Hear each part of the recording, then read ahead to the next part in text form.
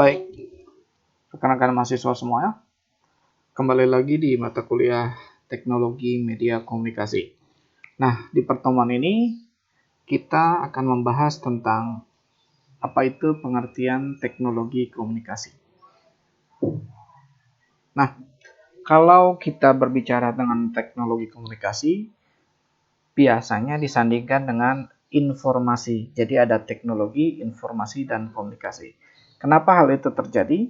Karena komunikasi berkaitan erat dengan informasi dan perkembangan teknologi menyatukan itu semua.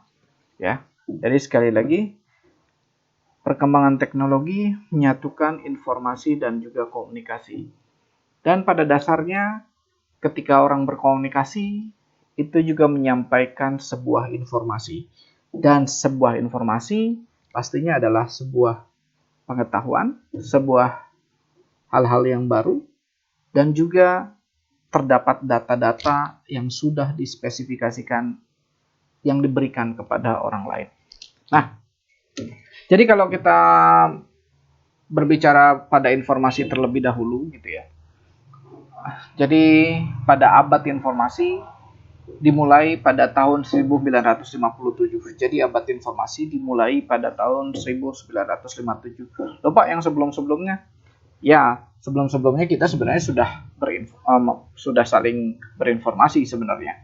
Tetapi dimulainya adalah di tahun 1957. Pada masa itu mayoritas pekerjaan manusia mulai berhubungan dengan informasi.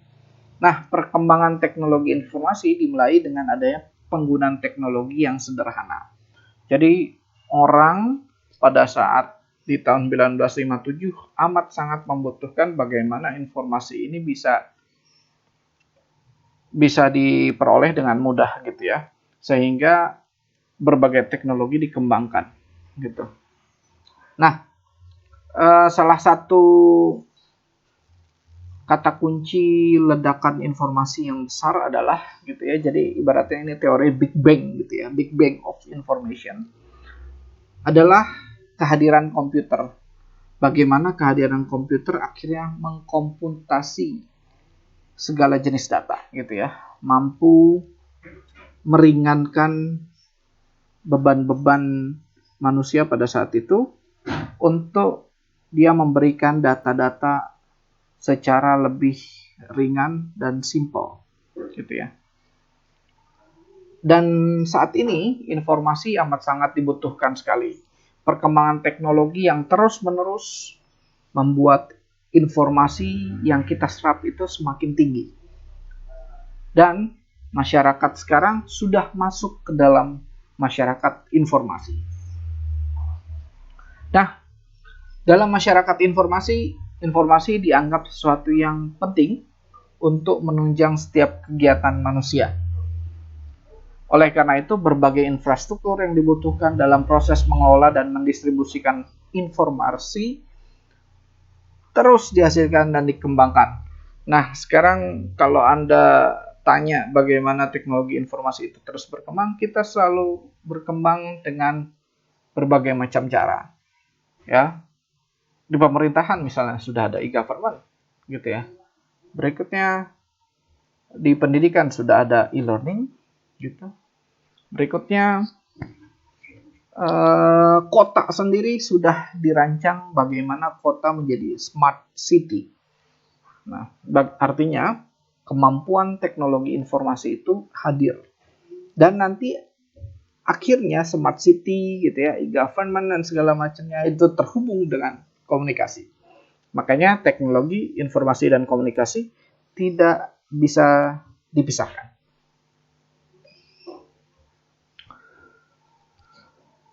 Adanya perubahan paradigma dalam strategi pembangunan bangsa dari era industri ke era informasi, memberikan implikasi terhadap terjadinya proses transisi perekonomian dunia, yang semula berbasiskan pada sumber daya menjadi berbasis pengetahuan. Oke, jadi teman-teman semua, sekarang ini yang dibutuhkan adalah bukan sumber daya yang banyak, tetapi adalah sumber pengetahuannya yang tinggi. Nah, proses transisi perekonomian dunia ini akhirnya membutuhkan orang-orang yang memiliki pengetahuan dan literasi digital maupun literasi komunikasi yang baik gitu ya. Sehingga mampu mendorong perekonomian perusahaan yang mendukung perekonomian nasional. Ini yang dimaksud dengan knowledge based economy. That's why sekarang tuh istilahnya bukan lagi human resource development, tetapi disebut dengan human capital. Artinya bagaimana orang-orang itu menjadi sumber gitu ya. Orang-orang itu menjadi sumber dan dia menjadi aset yang tidak terlihat atau disebutnya intangible asset.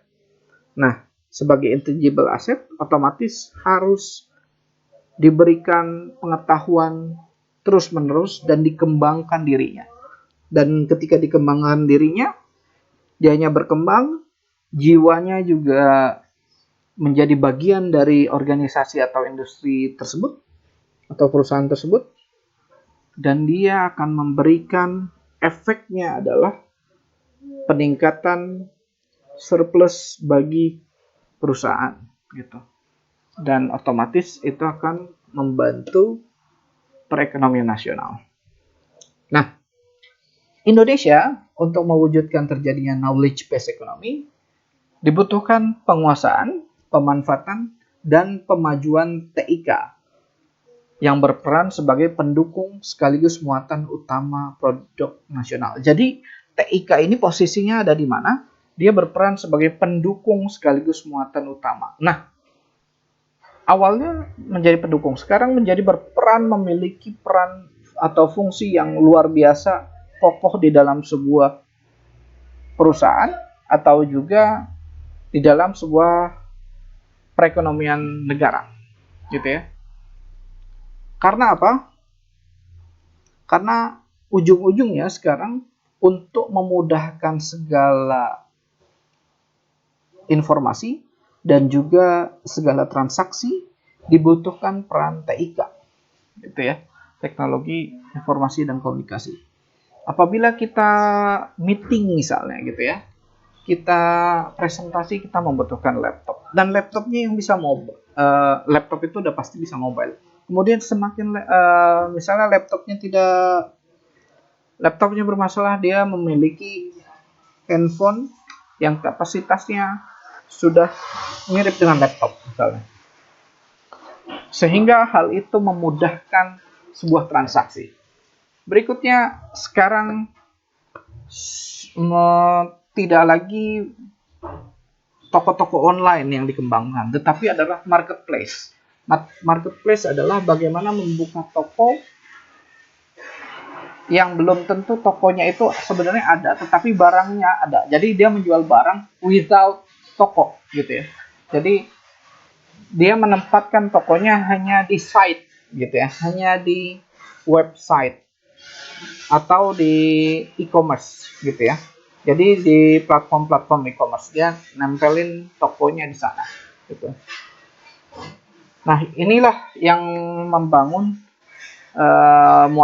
yang disebut sebagai muatan utama dalam produk nasional, gitu ya. Nah, sekarang kita langsung bergerak pada apa perbedaan teknologi informasi versus teknologi komunikasi. Sekali lagi, informasi adalah, kalau kita bicara dalam sistem, keberadaan informasi tidak dapat dilepaskan satu subsistem dengan subsistem lainnya, yaitu dengan perangkat keras, yakni hardware, perangkat lunak, yakni software. Berikutnya, standar operasional prosedur yang harus dilaksanakan. Dan yang terakhir adalah sumber daya manusianya yang disebut brainware. Nah, sekali lagi, ada perangkat keras yang disebut hardware, perangkat lunak yang disebut software, prosedur yang harus dilakukan yang disebut standar operasional prosedur, ada brainware, ya, ini sumber daya manusianya atau data, nah berupa data atau informasinya.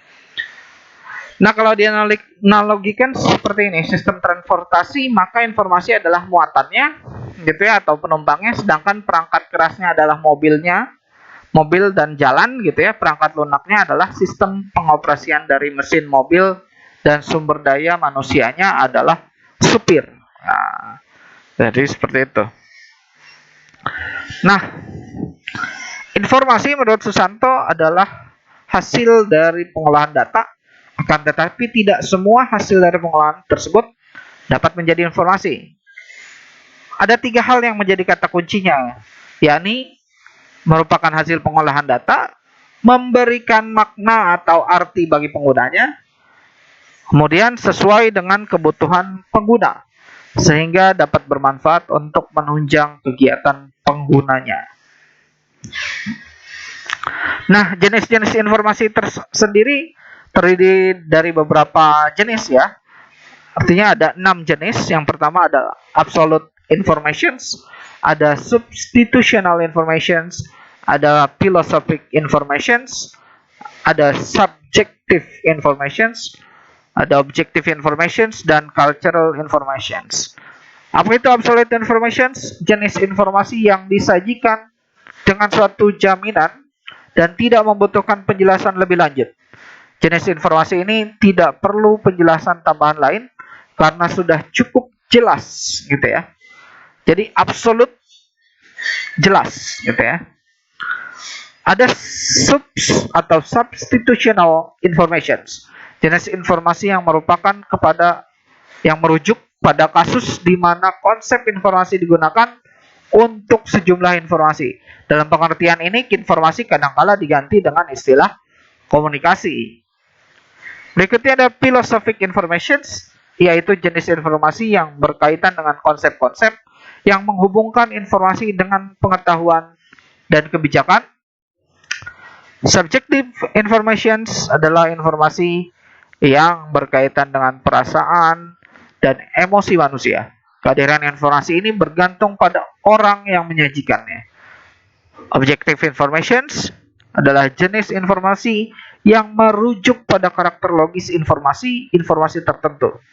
Sementara cultural informations adalah informasi yang memberikan gambaran kepada budaya.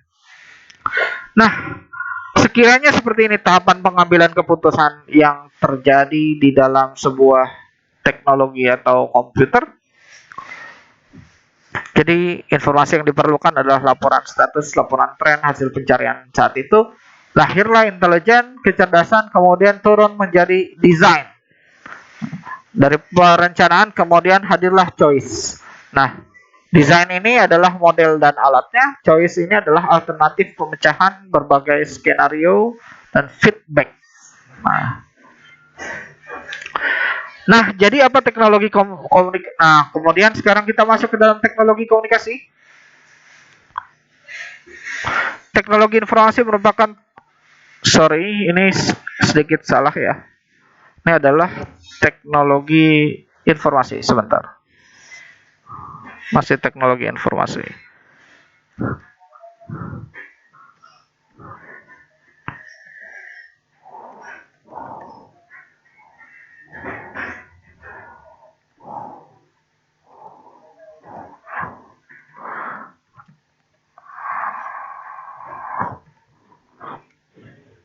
Oke.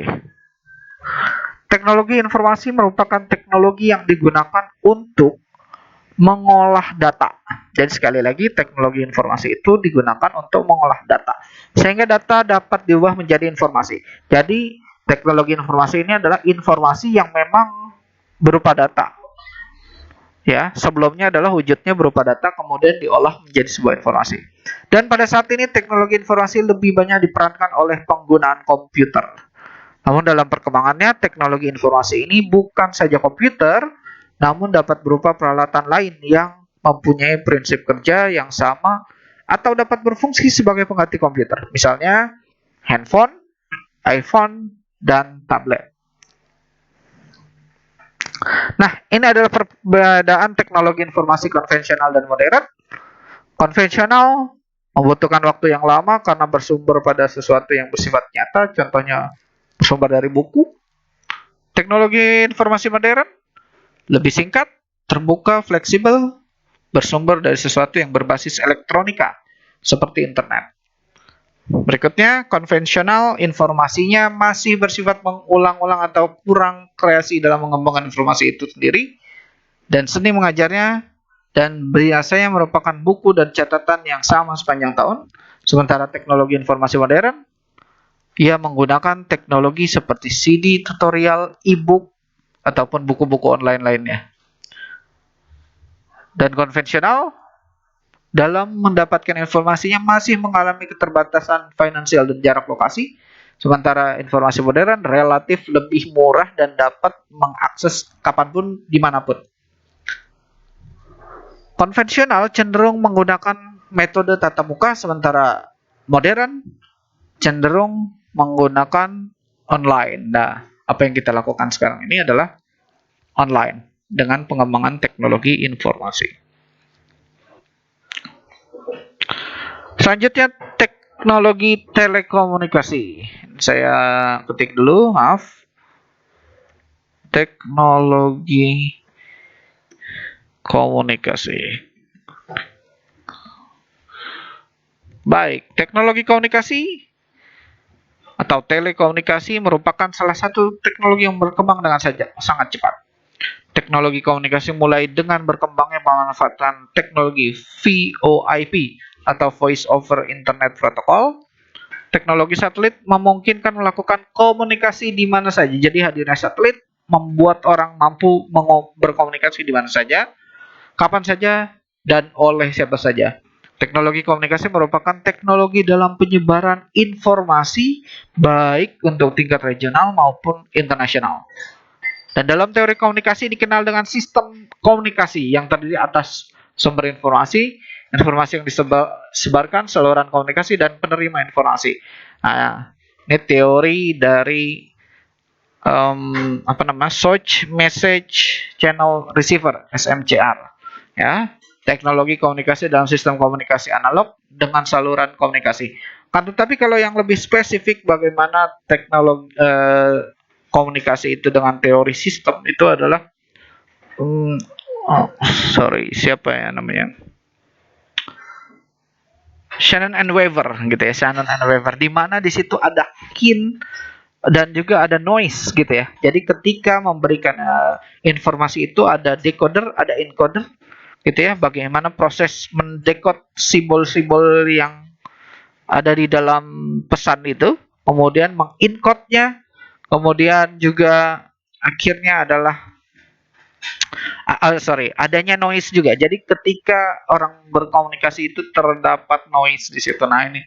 Jadi kalau yang terhubung dengan teknologi komunikasi gitu ya, dia adalah Shannon Weaver gitu.